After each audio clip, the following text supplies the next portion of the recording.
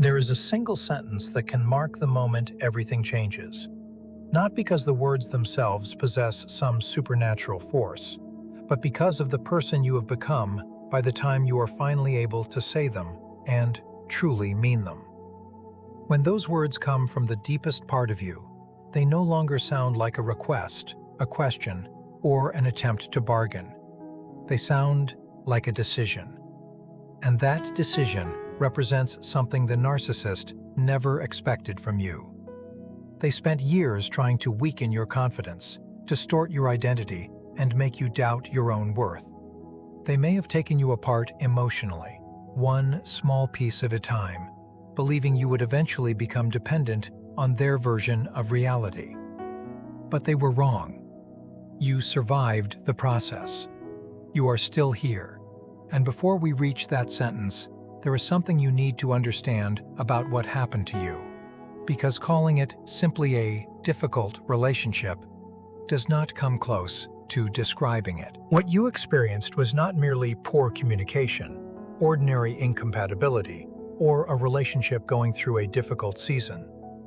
In many cases of narcissistic abuse, the damage happens gradually, through repeated criticism, manipulation, invalidation, confusion, and emotional punishment. It can slowly weaken your connection to yourself until you begin questioning things you once knew without hesitation. You may have started believing that every argument was somehow your fault, that your feelings were too intense, or that your expectations were unreasonable. And if any of that feels painfully familiar, I want you to stay with me. This is what Narcissist Mind is here to explore. The psychological patterns that can remain hidden beneath confusing relationships. If you value honest discussions about narcissistic abuse, manipulation, boundaries, healing, and rebuilding self-trust, subscribe to Narcissist Mind and turn on notifications. The goal here is not empty positivity. It is understanding what happened so clearly that the lies you once believed no longer control you. Now let us talk about what a narcissistic person may fear most, because this is where many people misunderstand the entire dynamic. Some believe the narcissist is terrified of being exposed. They imagine that if enough people discover the truth, collect enough evidence, or hear enough stories, the narcissist will finally collapse. Others believe the answer is anger. They think that if they become louder, stronger, or more aggressive, the narcissist will finally understand that they cannot be pushed around anymore. And then there are those who have become so emotionally exhausted that they believe the narcissist's greatest fear must be losing them. They assume that because the narcissist keeps returning, contacting them, or trying to pull them back into the relationship, their absence must be unbearable. But the deeper fear is often something else entirely. It is the loss of influence. It is encountering someone who no longer depends on them to determine what is real, acceptable, valuable, or true. That kind of independence can completely change the power dynamic. What becomes especially threatening is a person who has developed such a strong relationship with their own judgment that manipulation no longer works the way it once did. Someone who does not need constant approval to feel worthy. Someone who can hear criticism without immediately questioning themselves. Someone who can recognize anger without automatically assuming they have done something wrong. Someone who can establish a boundary without needing the other person to agree with it first. That is a very different person from the one the narcissist once knew. And this is why there is a major difference between being emotionally finished and simply being angry. Anger can still keep you psychologically connected. Hurt can still keep you waiting for an apology. Saying you are leaving while secretly hoping they chase you still leaves the door open. Genuine emotional detachment is different. It means you have stopped organizing your life around their reactions. You are no longer waiting for them to validate your experience. You have chosen yourself, and that choice no longer depends on what they do next. To understand why that transformation can be so powerful, you first need to understand that narcissism does not always look the way popular culture portrays it. Not every narcissistic person is loud, arrogant, boastful, or constantly demanding attention. Some can be quiet and charming. Some appear extremely caring and thoughtful. Some can be generous, attentive, and incredibly affectionate when you first meet them. Others may present themselves as deeply wounded people who have simply never been loved properly. They may tell stories in which they are repeatedly misunderstood, betrayed, abandoned, or mistreated, making you feel that you are finally the person capable of giving them the safety they have always wanted. Some may even appear emotionally sensitive. This is why identifying unhealthy narcissistic patterns can become so difficult. The person you eventually struggle against may look very different from the person you initially trusted. The common thread is often not an obvious personality style, but a persistent difficulty respecting another person's individuality when that individuality conflicts with their own needs. Think about what that means inside an intimate relationship. A healthy partner can recognize that you are a separate human being. You can have different opinions, priorities, emotions, boundaries, friendships, ambitions, and needs without those differences becoming threats to the relationship. A person with strong narcissistic traits may struggle with that separation. Your independence can feel like rejection. Your boundary can feel like disrespect. Your success can become something they need to compete with. Your pain can become inconvenient when it requires them to take responsibility. Your disagreement can be interpreted as disloyalty. Slowly, you may stop being treated like a complete person and start being valued mainly according to the role you play in their emotional world. When you provide admiration, comfort, attention, loyalty, or reassurance, the relationship may feel peaceful. But when you stop performing that role, the response can become punishment, withdrawal, blame, contempt, or manipulation. The problem was never that you failed to love enough. The problem was that your humanity was not being respected. So I want you to ask yourself some difficult questions. When you achieve something important, could they genuinely celebrate it without finding a way to make the moment about themselves? When you are hurting, could they remain present with your pain without turning the conversation toward their own suffering? When you said no, could they accept that answer without punishing you for it? When you established a boundary, could they respect it even when they disagreed? When you expressed a different opinion, could they tolerate the difference without making you feel guilty, selfish, disloyal, or unstable? These questions are not designed to make you hate someone. They are designed to help you see patterns without allowing nostalgia to erase evidence.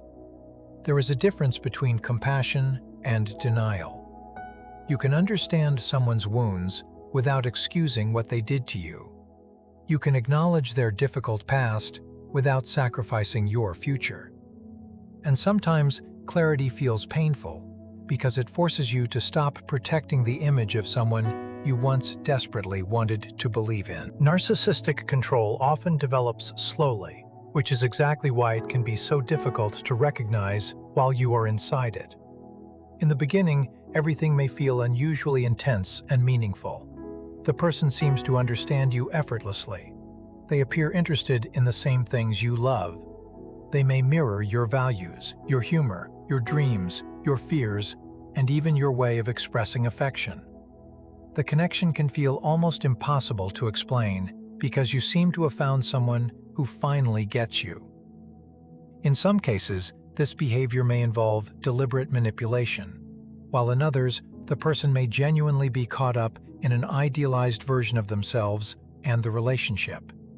Either way, the result can be powerful. You become emotionally attached to the version of the relationship that existed during the beginning. When the behavior later changes, your mind naturally tries to recover what was lost. You keep believing the loving person is still underneath everything, waiting to return. That is where the internal conflict can become overwhelming. You remember the tenderness, the attention, the promises, the conversations, and the moments when you felt completely understood. Then you experience coldness, contempt, withdrawal, denial, or cruelty, and your mind struggles to reconcile the two versions of the same person. Instead of accepting the painful possibility that the relationship has fundamentally changed, you may search for explanations. Perhaps they are stressed. Perhaps they are afraid. Perhaps their childhood damaged them. Perhaps you said something wrong. Perhaps if you become more patient, more understanding, more loving, or less demanding, the earlier version will come back. This creates a psychological battle between what you are experiencing now and what you desperately hope is still possible. You begin questioning your own interpretation because accepting reality may mean grieving someone you still love.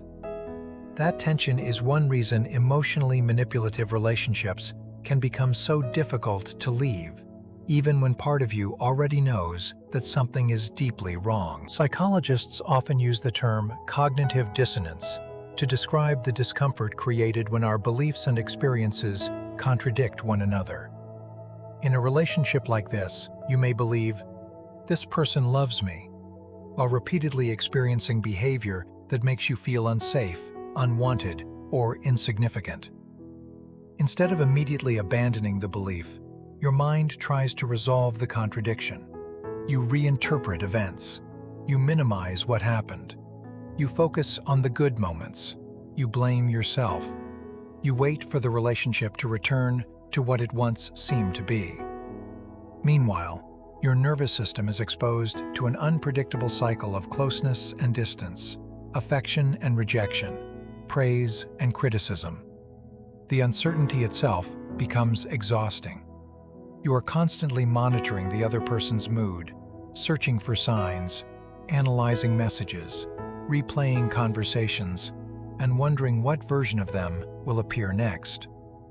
Rather than resting inside the relationship, your mind becomes occupied with solving it. You are no longer simply living with the person. You are studying them, anticipating them, and adjusting yourself around them. This unpredictability can create a powerful reinforcement cycle. When affection appears after a period of rejection, the relief can feel enormous. When kindness follows cruelty, the kindness can seem more meaningful because of the contrast. When someone who has been distant suddenly becomes warm again, you may experience a rush of hope that temporarily makes all the previous pain feel worth enduring. That does not mean you are foolish. It means your brain responds strongly to unpredictable rewards. The problem is that you can become attached not only to the person, but also to the possibility that the next moment of relief will finally restore everything.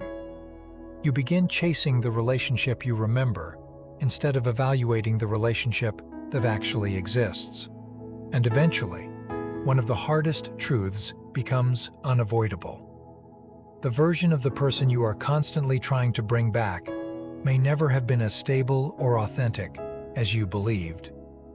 You may have been trying to recover an experience rather than build a healthy relationship with the person standing in front of you. Gaslighting is another part of this pattern that deserves far more attention than it usually receives.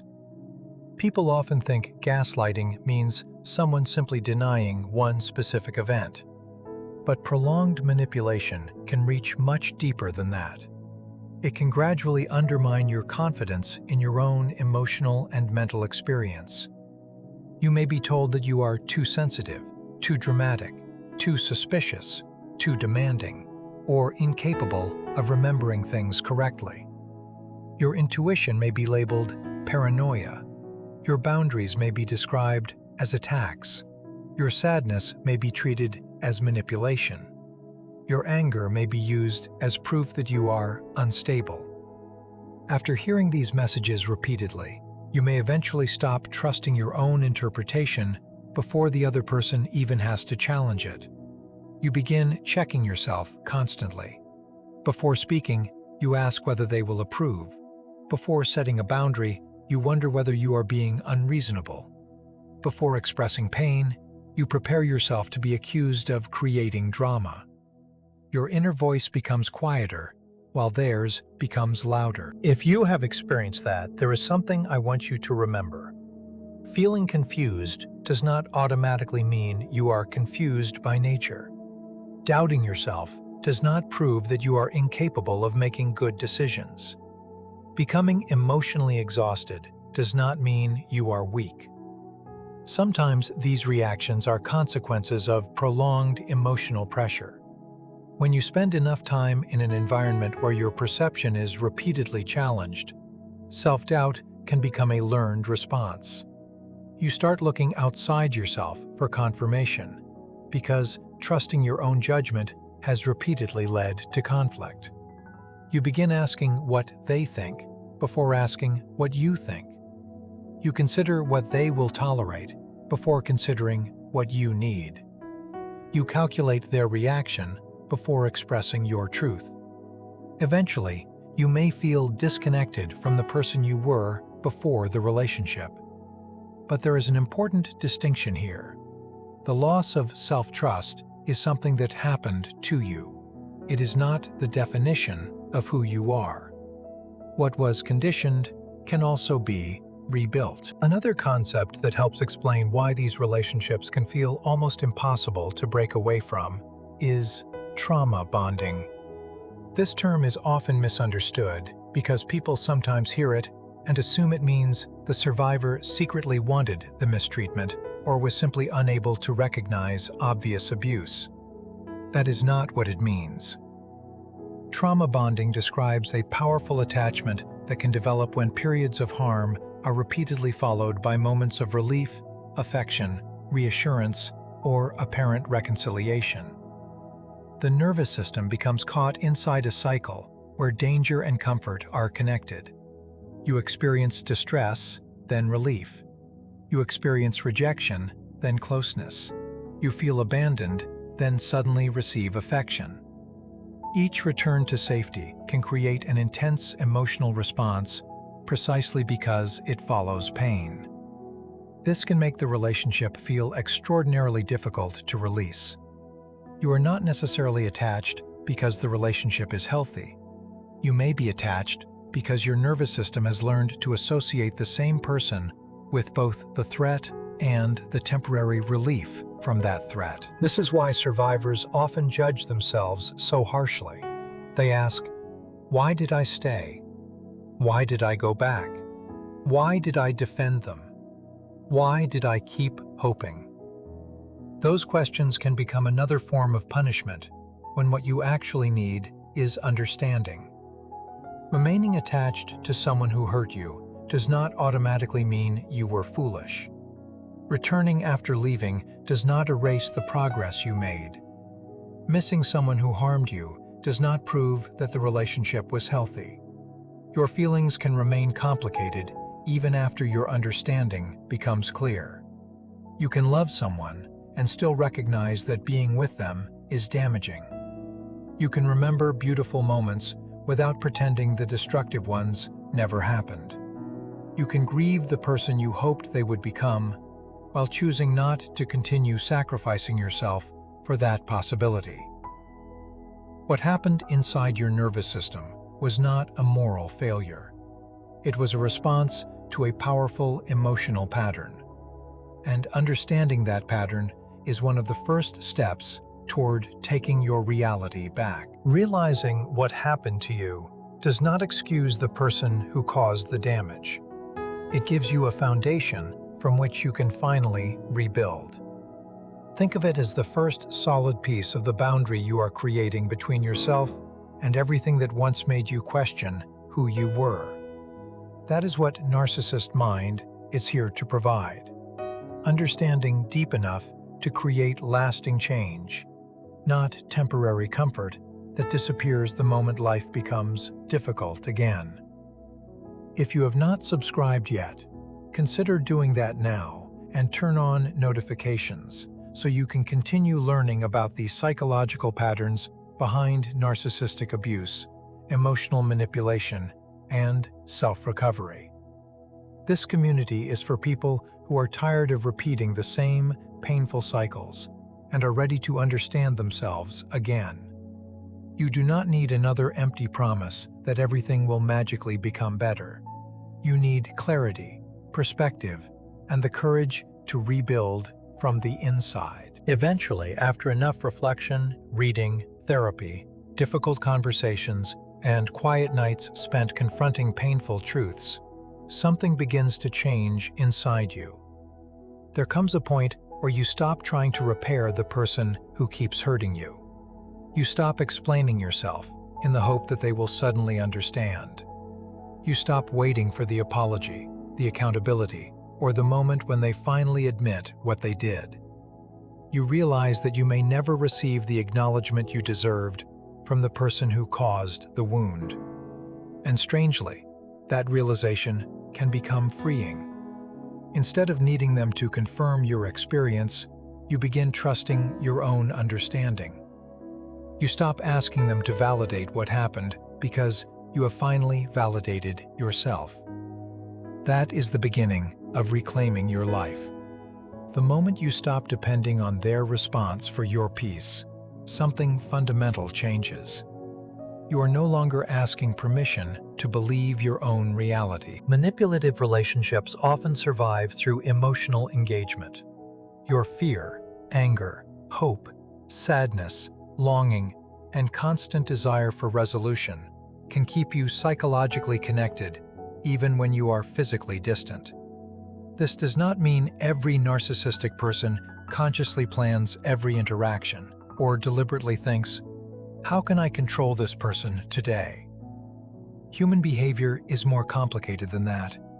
But when someone repeatedly depends on your emotional reactions to maintain influence, your reactions become part of the cycle. Even anger can keep you connected. Even arguing can keep the relationship psychologically alive. Even repeatedly explaining yourself can keep you invested in obtaining a different response. The turning point comes when you no longer feel compelled to participate. You stop trying to prove your worth, defend every accusation, or convince them to understand your perspective. You recognize that you cannot control another person's interpretation of you. And once you stop needing their approval, their ability to steer your emotions becomes dramatically smaller. This is why genuine detachment is so different from pretending not to care. You cannot manufacture indifference as a strategy and expect the emotional dynamic to disappear. If you are secretly checking whether they noticed your silence, wondering whether they will contact you, or hoping they will finally recognize what they lost, then part of you is still waiting for a reaction. That does not make you weak. It simply means the healing process is still happening. Real freedom develops when your attention gradually returns to your own life. You stop asking whether they miss you and start asking whether you are finally at peace. You stop wondering what they are thinking and start noticing what you need. You stop planning the perfect response and realize that you do not have to respond at all. The goal is not to defeat someone psychologically. The goal is to become so grounded in yourself that their behavior no longer determines your emotional direction. It is also important to understand that cruelty should never be mistaken for genuine strength. Manipulation, intimidation, contempt, rage, silent treatment, excessive charm, and emotional games may appear powerful from the outside, but they do not necessarily come from inner security. People can behave this way for many different reasons, and it would be inaccurate to reduce every harmful action to one psychological explanation. However, narcissistic patterns are often associated with intense sensitivity to shame, rejection, criticism, or loss of control. That can create defensive behavior designed to protect a fragile sense of self. Understanding that possibility does not make harmful behavior acceptable.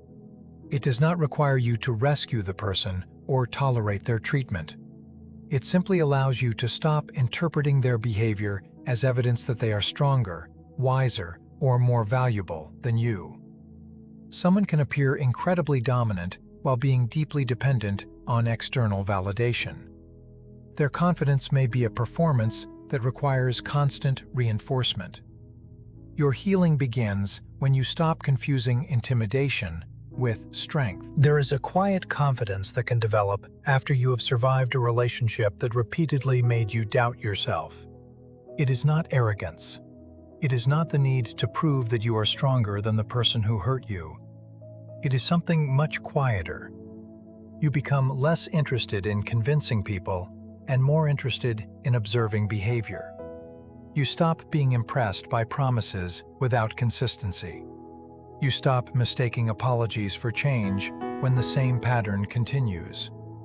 You stop allowing someone's potential to outweigh the reality of how they treat you.